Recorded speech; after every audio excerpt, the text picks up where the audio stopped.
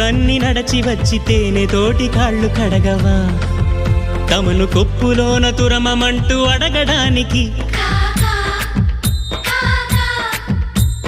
పక్షులన్నీ ఎగిరి వచ్చి పల్లకీగా నిన్ను మోయవా వాటి చిట్టి రెక్కలన్నీ ధన్యమవ్వడానికి పూర్వ కవులు అందరూ పునర్జన్మ పొందరా నిన్ను చూసి కవితలన్నీ తిరగరాయడానికి నాలుగు తలలు ఎత్తుతూ నేలపైకి చేరడా